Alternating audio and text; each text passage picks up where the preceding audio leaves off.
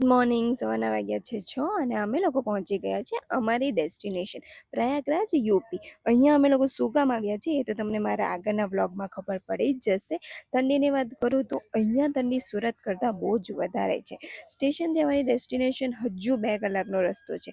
તો મસ્ત એવો વ્યૂ જોતાં જોતાં ગંગા માતાના દર્શન કર્યા અને લઈ લીધો એક સ્ટોપ, બીકોઝ સવારના નાસ્તો હજુ અમે લોકોએ કર્યો નથી તો ઊભા રહ્યા ચા નાસ્તો કરવા માટે। અને અહીંયા અમારો સામાન એટલો બધો છે કે અમને રિસીવ કરવા માટે 3 ગાડી આવી અને ફાઇનલી અમે લોકો પહોંચી ગયા। અહીંયા અમારું વેલકમ કંઈ આવી રીતે થયું। ફ્રેશ થઈને અમે લોકોએ જમી લીધું અને આવી ગયા ટેરેસ પર, બીકોઝ ઠંડી છે એટલે થોડુંક તડકામાં બેસવા માટે। પછી સાંજે અમે લોકો થઈ ગયા રેડી ફંક્શન માટે, બીકોઝ અમે લોકો અહીંયા આવ્યા છીએ મેરેજ અટેન્ડ કરવા માટે અને આજે છે તિલકનો ફંક્શન। બહુ જ મસ્ત ડેકોરેશન કર્યું છે। ફંક્શન હજુ ચાલુ થવાની વાર છે તો અમે લોકો આવી ગયા જમવા માટે। હવે જોઈએ યુપીનું જમવાનું કેવું હોય છે। સ્ટાર્ટ કર્યું ફાસ્ટ ફૂડ ખાવાથી, તો ખાઈ લીધી પાણીપુરી, મંચુરિયન, રાઈસ અને પાસ્તા।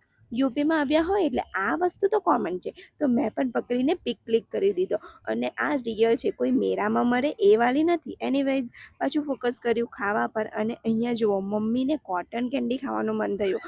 હવે આગળ અમે લોકોએ શું કર્યું એ તો તમને મારા કાલના વ્લોગમાં જ ખબર પડશે। તો એની સાથે આજનો વ્લોગ અહીંયા જ પૂરો કરીએ।